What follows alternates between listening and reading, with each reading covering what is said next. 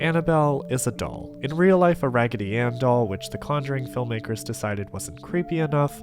I would beg to differ. Instead, we got a Victorian-era porcelain doll with a face only a demon could love. The prequel to the aforementioned first Conjuring movie, Annabelle 2014 sought to provide a backstory for the cold open's breakout star. As if Annabelle, sitting in that glass box, turned to the camera and said, "You're probably wondering how I got into this mess." Annabelle was not always the monster we know her as today. 1 year earlier, she would find herself the gift for a soon-to-be mother and the host for a satanic cultist ritual. Thus, the legend of Annabelle begins. Annabelle was not a well-received movie. Sitting at a 35% audience score on Rotten Tomatoes and a 5.4 on IMDb, this origin story was maybe not what people were hoping for from the first Conjuring spin-off. Despite this, Annabelle went on to earn $250 million against a budget of $6.5 million, and thus the Conjuring verse was born. So what was it like getting to know Annabelle for the first time? Join me on this foray into the cracks in Annabelle's haunted veneer that will shed light on this movie's curious design choices.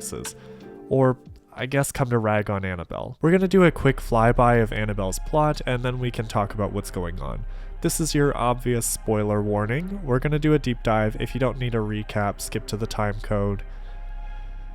The movie opens with the Annabelle introduction scene from The Conjuring, in which Ed and Lorraine take possession of the doll from nurses who were gifted it by a family member. The nurses say the doll progressively started moving around and doing creepy things more and more. A medium told them that the doll was possessed by a girl named Annabelle, who had lost her parents, and the nurses felt compelled to help because they're nurses, and nurses help people. Flashback to 1 year earlier, our pregnant main character Mia and her husband John are at church, thumb wrestling during the sermon. After service, we meet their friends and next-door neighbors and learn that a couple years earlier, their daughter ran off to join some hippie group. After expressing concern about discussing her baby with them too much, Mia remarks on John leaving the door unlocked, stating that it's a different world now. Mia sews and watches the news about the Manson family, while John tries to, I think, study for a medical exam. John details new research showing that babies in the womb experience much more of the outside world than they previously thought. Mia retorts by suggesting that instead of doing all this research, they could have just asked the mothers. John then says that he hasn't told anyone at the hospital about the baby because he doesn't want to hear about how difficult it'll all be. Mia takes offense to this for some reason. John apologizes and placates her with a present.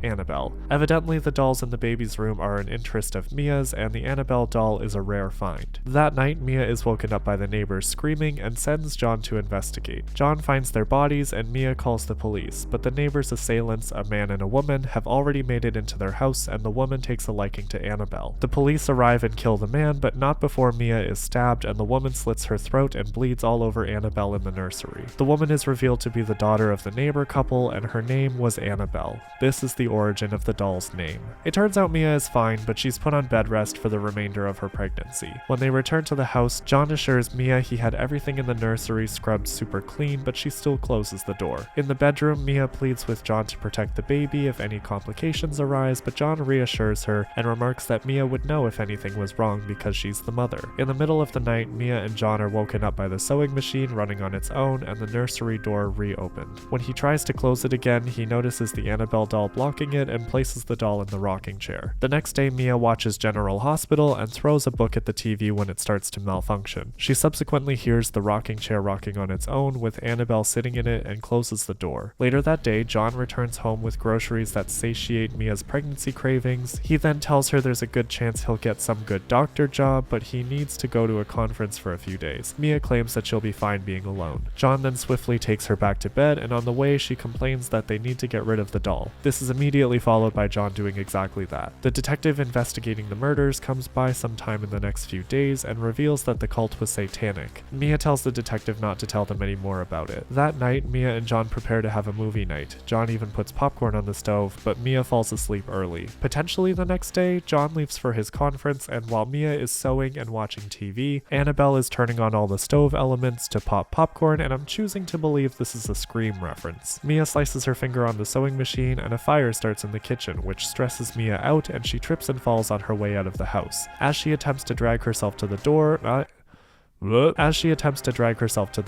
Annabelle pulls her leg, likely to freak her out. People then come in and save her. At the hospital, John rushes back and finds that Mia has given birth to a baby girl named Leah. Mia tells John that she's never going back to that house again. An unspecified amount of time later, we find John, Mia, and Leah living in an apartment in Pasadena looking far more 60s than they did before. They all go to church despite Mia's reluctance, and the priest takes a photo of Mia and Leah together. Mia is also emotionally distant with the priest. Back at the house, Mia and John continue to unpack, and Mia finds the Annabelle doll John supposedly disposed of. He is extremely weirded out by this, but Mia proclaims things must have gotten mixed up in the fire and decides to keep Annabelle as a symbol of what they've been through. Going for a walk with Leah, Mia runs into neighbor kids and is nice to them, and we see that they like to draw. On her walk, Mia passes Evelyn's bookstore. Evelyn also lives in the building, and we briefly saw her earlier when we watched them go to church. Evelyn comes out of the store, introduces herself, and offers Mia a free book for Leah. Returning from the walk, Mia finds kids' drawings strewn up the stairs that depict Leah getting hit by a dump truck. She and John agree to talk to the kids' parents about it, and Mia breaks down over not having the same adult interactions John gets to have because she's home all the time. John suggests a date night the following night, but never shows up because he ended up working late. Mia gets her first major haunting sequence here, seeing a demonic figure and the image of Annabelle Higgins, child and adult. John is skeptical about her experience, considering her trauma, and convinces Mia to see Father Perez about their problems. They see Father Perez, who tells them that trauma brings people closer together, and this seems to make Mia feel better. John, Mia, and Leah run into Evelyn, who tells them they're a cute family. At night, Mia goes to the storage lockers in the basement and is haunted by a demon pushing a stroller. This is one of the more decent scare sequences, to be fair, but it just goes on a bit too long. Mia is chased up the stairs after some light elevator teasing, and the result of this scene is that she's briefly branded with the same design drawn in blood from when Annabelle Higgins died. Mia calls the detective back for more information about the cult and learns that they were trying to summon something. Mia returns to Evelyn's store to learn more and confides in Evelyn about what's happening. Evelyn reveals that the thing haunting Mia isn't a ghost, but a demon, and a demon needs a soul. Mia notices a scar on Evelyn's wrist, and Evelyn confides that she tried to take her own life after the death of her daughter. She only survived because she heard her daughter's voice tell her it wasn't her time yet. On her way home, Mia is haunted once again, which distracts her from Leah's stroller drifting into traffic and being hit by a dump truck. Fortunately, Mia happened to be holding Leah already in a reveal. Mia reads up on the cult and learns that demons feed on the innocent. She then hears the rocking chair doing its thing and investigates, only to be locked in the room until she breaks out to rescue Leah. The demon then scares Mia and Leah by flipping all the furniture in the room off screen, and John shows up when it's over. Mia and John call Father Perez, who agrees to take the doll to the church, which could help the situation. He also reveals that a demon can only obtain a soul through offering. He leaves for the church, and Mia thanks John for believing her. Before Father Perez can make it inside the church, however, he is launched by the demon and ends up in the hospital. Annabelle is now missing. John later finds Father Perez in the hospital and sits at his bedside. Mia and Evelyn return from wherever with Leah, and Evelyn spoils Leah with gifts. Later in the night, Mia asks Evelyn how her daughter died. Evelyn reveals that she fell asleep at the wheel after a family gathering and woke up 3 weeks later, daughter already gone. Father Perez wakes up panicked and tells John that the demon wants Mia's soul, not Leah's. John calls Mia, but Annabelle is blocking the call. You know, I can never get good cell service when a demon is around either. Mia gets an aggressive knock at the door and is jump scared by demon Father Perez. Shit starts to go down, and Evelyn tells Mia that they need to leave, but Mia won't leave without Leah. Evelyn is then launched and locked out of the apartment. Mia is fucked with by the demon, even briefly convincing Mia that she killed Leah, and it gets to the point where the demon will only give Leah back if Mia takes her own life, thus offering her soul. Mia is about to go through with it, but is pulled back by John and Evelyn, who have managed to get in the meantime. Mia pleads with John to let her do this to save Leah, but then it is Evelyn who turns around and takes her own life. One final act that in her mind saves this family and fulfills the purpose the vision of her daughter promised her that she had. Leah is then returned to Mia and John. 6 months later, Mia, John, and Father Perez are discussing what happened and how Annabelle is missing once again. Father Perez states that he hopes whomever runs into Annabelle next gets the help that they need, whatever that means. He then shows Mia the picture he took of her and Leah and says that the loveliest masterpiece God ever created was the love of a mother. The final scene is of the mother of the nurse from the beginning purchasing Annabelle from an antique shop. The end. So as you might have noticed, characterization is a bit sparse in this movie. Mia, our protagonist, is a soon-to-be mom and an actual mom who is targeted by the demon by chance and kinda just behaves like your typical demure, nice housewife type. Mia, of course, has emotions, but they're always extremely basic, as if she's just a vessel for the viewer to possess. She brings nothing specific to the table, and again, the demon only interacts with her because of a chance encounter. It's summoned by her neighbor's daughter because the daughter likes her creepiest looking doll. It's completely incidental that this is happening to Mia. She has no autonomy in the story, has no influence over the progression of the plot. The only thing she technically brings to the table is that she owns dolls. Speaking of dolls, why does Mia love dolls? It's not unrealistic that an adult could love dolls, but there's no intertwining of that into her story at all. There's no emotional connection that we know of. There's no indication if they're for the baby. It's all just a means to an end, so the story has an excuse to include Annabelle. Mia has no personality, and that's a problem because she is the main character. Anyone could make the choices she makes. The only potential shred of personality I noticed was after the cult attack. Mia tells her husband that if anything happens, she wants him to save the baby over her. I assume this is meant to be set up for the ending where she's ready to sacrifice herself, but so much more could have been done with that. And furthermore, is it even necessary to show them having that conversation to make me believe she'd sacrifice herself? I feel like it's pretty fair to assume that most parents would do anything for their child, especially when you're watching a movie. There's also that moment when she gets insecure when John mentions he's wary of the upcoming work-life balance, but I don't think that was meant to be anything beyond, oh, you know, soon-to-be parents, they're stressed. So yeah, otherwise, who is Mia? What's her baggage? And how does that influence her and her choices? We don't know. John gets even less than Mia, just being a nice, well-meaning guy who tries his very best to help Mia at every turn and is in the process of becoming a doctor. Admittedly, I have less of a problem with John because he's not the main character, though he is noticeably absent from practically all the main action, so his presence isn't really felt in the story past the cult attack. Still, he is unabashedly kind and the actor brings a nice energy to him, but like Mia and every other character in the movie, I need more. Probably the most compelling character in the story is Evelyn. Even outside of being portrayed by the excellent Alfred Woodard, Evelyn is actually given an emotional backstory and relatable feelings. She feels guilty for the death of her daughter and sees an opportunity for absolution with surrogate daughter Mia. This praise comes with an asterisk though, because after the backstory reveal and before her sacrifice, we don't get to see any development of her relationship with Mia and Leah, or her progression towards her final decision, or really anything else about her personality. When Evelyn jumps out of that window at the end, I didn't get why she felt so strongly about this family. It's not enough to just say that the parallel between Mia and her daughter is there. We need to see it. As it stands, it kind of seems like the movie just thinks she's expendable, which is not a good look considering she's your only black character who was a perfect nanny and encyclopedia and gave her life for a white family at the drop of a hat. And they don't even seem that broken up about it when she dies. I'll choose to believe that this was not a conscious choice on the part of the filmmakers, but it's definitely something I noticed. Despite that, Evelyn is my favorite character because she actually has feelings I can understand, even if her role ends up being little more than canon fodder. And of course, as is tradition in horror movies with demons, we have Father Perez. I have literally nothing to say about him. He's a priest who acts like a nice movie priest and has some priest knowledge. His care for the family is obligatory because they're part of his congregation, and it's sort of his job to care about them. He doesn't feel any particular way about this situation, and he never gets too scared to help them or anything, so he's just a movie priest. And finally, we have Annabelle, or rather, the demon that is briefly thought to be Annabelle Higgins. I don't really expect them to bring that much personality to demons in movies. They're almost exclusively meant to act as like plot devices to force character growth and story progression. My biggest issue with Annabelle has to do with the doll rather than the demon. I mean, I actually like how clear it is that the demon spends all this time scaring Mia without just killing her because it needs her to take her own life. It provides much needed context to those scare sequences that tend to feel like they're missing stakes. So the demon itself, fine.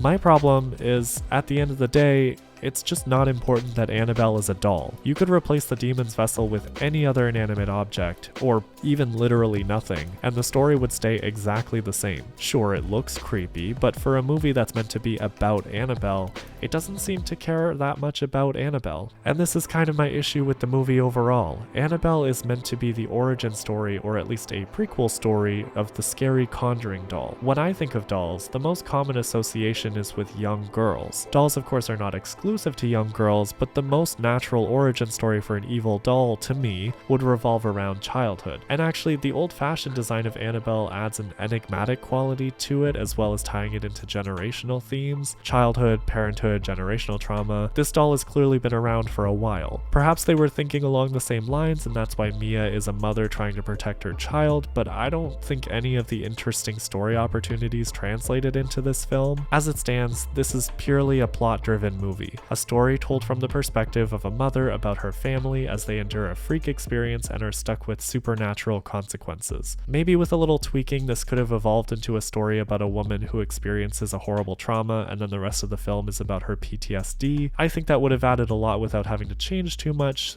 though that wouldn't resolve my issue with Annabelle not being relevant. And honestly, no matter how many different ways I try to engage with this movie, it all comes back to Annabelle. This doll is the titular character, but tell me, watching this movie, did you gain any new appreciation for Annabelle that you didn't get from the first Conjuring movie? Did you even really learn any new lore? Nothing is done to make this doll iconic beyond its looks, and that is really the big failure of this movie for me. Not the shallow characters or the dull plot, it's the lack of emotional connection to a doll.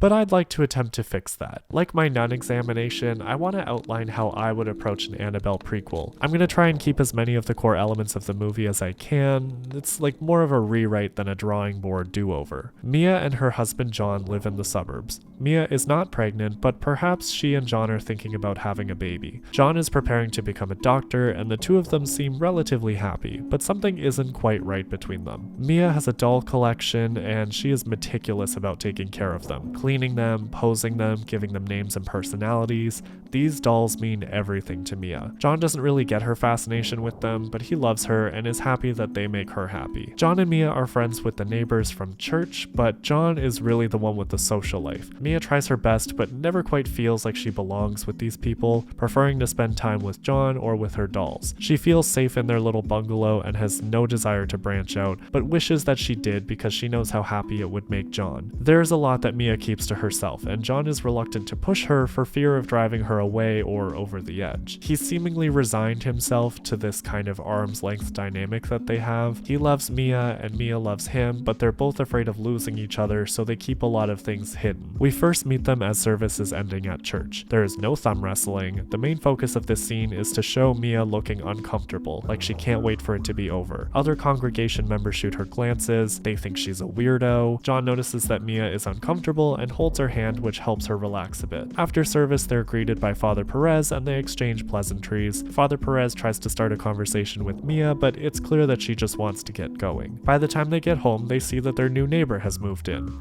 Evelyn. Evelyn comes over and introduces herself. She lives alone and has a warm energy to her. She and John get along right away, and Mia even kind of likes her. She doesn't seem to be presenting the same way her other neighbors do. At some point, Evelyn is going to use the restroom and happens to notice Mia's doll collection. Mia expects her to be judgmental like everyone else tends to be, but Evelyn genuinely compliments her collection and comments that her daughter used to have dolls just like them. Evelyn leaves later in the afternoon, and John enthusiastically comments on how lovely she is, and Mia agrees. That night, the two of them are getting ready for bed, and after Mia completes her maintenance on the dolls, John brings up the idea of starting a family. Mia is hesitant and states that she's not ready to have kids yet, but placates him, reassuring him that someday she will be ready. John questions when that day will come, but quickly apologizes and takes it back. Late in the night, the phone rings. Mia answers the phone. A voice informs her that her grandparents have passed away. This is what sets everything into motion. Mia has not thought about her family in years, but now Mia is forced to plan a funeral and confront everything that has brought her to this point in her life. Part of this process involves going through what she's now inherited from her grandparents, and one of those things is, of course,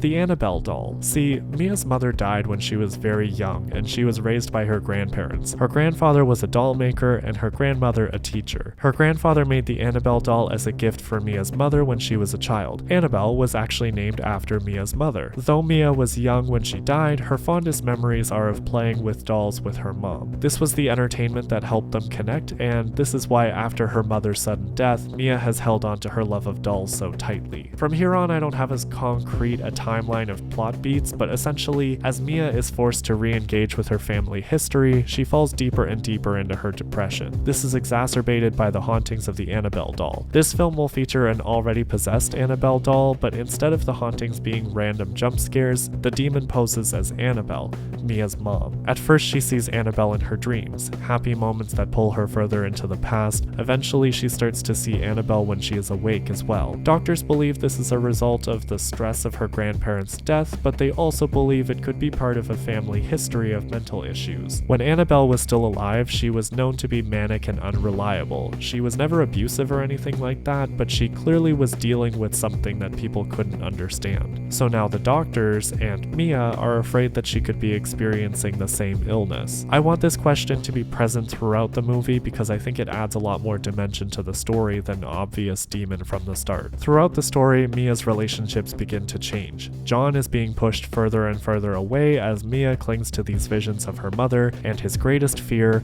losing Mia, is coming to fruition. Father Perez inserts himself into their situation as part of grief counseling, but is also the first one to start to wonder whether something else is going on here. Evelyn and Mia's relationship initially is very strong. Evelyn's backstory of losing her daughter is the same, and she's desperate to atone for that, so she projects all of these feelings onto her surrogate daughter, Mia. This comforts Mia before the visions become more frequent, and Evelyn is actually the first person Mia reveals her history to. Mia reveals to Evelyn that her mother died in a house fire. The stove was left on. It was a freak accident. However, it was Mia who left the stove on. Her mother was having an episode, and Mia wanted to be helpful, so she put the kettle on knowing that she loved tea. However, Annabelle's episode got worse, and Mia became distracted and the fire started. Mia was able to escape the blaze, but her mother did not make it, and thus the beginning of the rest of Mia's life. Life with her grandparents was good, they took care of her, but she could never escape her feelings of guilt. She married John right out of high school, and here we are. Evelyn is able to comfort Mia for a while, but things don't get better. The Annabelle doll's visions progressively get more intense, confronting Mia about why she didn't save her, why she wanted her to die. Eventually, all of Mia's relationships will be pushed to the breaking point as her demons tighten their grip. Mia accuses John of not really loving her, only wanting to fix her to make himself feel whole. She accuses Father Perez of enabling an environment where she feels like a freak. She accuses Evelyn of pushing her failures as a mother onto her, and when it gets to the point that they realize this is the effect of the doll,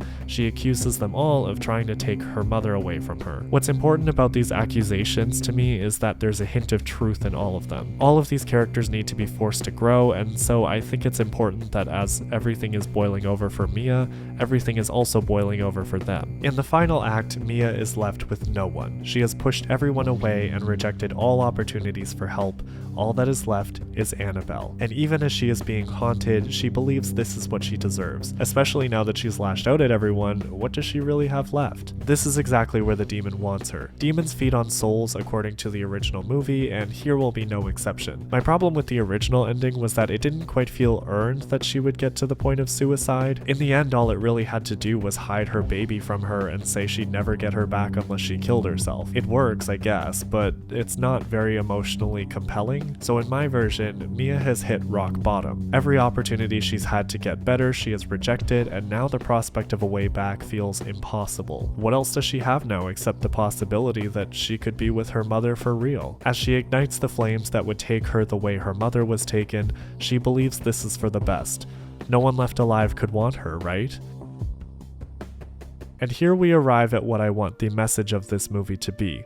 Forgiveness. That despite all of your faults, everything you've said, everything you've done, you are still worthy of forgiveness and love. From others, but also yourself. John, Evelyn, and Father Perez all come back as she sits at her lowest point, genuinely prepared for death. I would need someone more talented than me to write the actual dialogue for this ending, but I think this is the perfect way to circumvent the need to kill off a character. Mia realizes that she will still be loved and supported, and this is what gives her the strength to fight against her demons. Of course, this doesn't mean that the demon goes away, but she's not afraid of it anymore. And if she's not afraid of it, it holds no power over her. And this is how I would set up the future of the doll. Eventually it leaves her because it realizes it will get nowhere with Mia. Mia's personal demons will always be there, and perhaps Annabelle will return if things get worse again for Mia. But for now, as cheesy as it sounds, Mia is saved by love. This take on the story improves on all of the elements I thought had potential in the original. Mia is the most notable improvement because she's our protagonist, yet she had nothing going on personally before. John and Mia's relationship needed somewhere to go, and I think this experience would take their relationship to a place of honesty and trust as opposed to it already being 100% great. Evelyn's setup is already pretty good, but she was missing a flaw. I think pushing her projections onto Mia to a more extreme degree forces her into an arc where she can actually come to terms with her guilt and loss. Father Perez didn't really have anything in the original, but I think having him as a leader be responsible for a community that doesn't accept Mia gives him a way to grow. And last but certainly not least, this take makes Annabelle the doll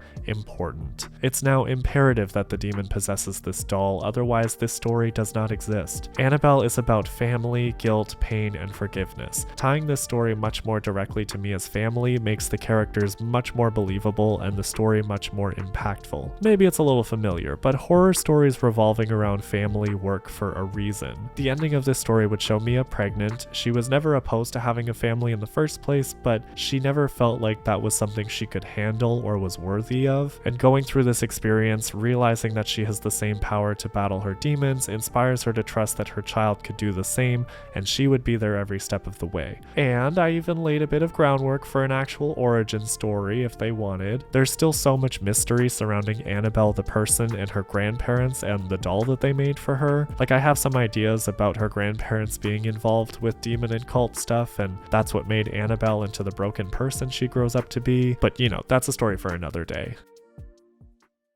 So Annabelle 2014, it's kind of a mess, and this mostly boils down to the fact that there's no beating heart at the center of the story. Who are these characters? Why should we care about them? And for an Annabelle prequel story, it doesn't actually care that much about Annabelle the doll. To be fair, I have to imagine this was a rushed production. The Conjuring came out in July 2013, and the studio greenlit an Annabelle movie only after they saw the success of that movie. Annabelle came out in October 2014, leaving the filmmakers about a year to make this movie beginning to end, and it's not like the whole year was spent writing the script. That's not even taking into account notes from executives and all of that. None of this excuses the quality of the movie, but it makes the final result make a lot more sense. As for why Annabelle made so much money, horror was in a different place at that time. This was before the elevated horror trend, and The Conjuring and Insidious had only just begun to set the tone for modern ghost movies, so while I doubt anyone was really blown away by Annabelle, it was the beginning of the James Wan era of horror movies, and after Conjuring, I think people were just excited to see more. That's just a theory though. I didn't even watch horror movies at the time, so I'm kinda just guessing. In any case, while Annabelle is not a great movie, I believe it could have been something great with more room to breathe. The pieces of a story about family and childhood are there, the script just needed a few more takes to see them. Of course, my take isn't perfect either, but I think it highlights the possibilities of a story about Annabelle. So while I don't necessarily love Annabelle, I love the person she could become. I hope you enjoyed this exploration, and I would love to know your thoughts on all things Annabelle 2014. Subscribe if you like, you're the best. I'm gonna go take another 2-month nap.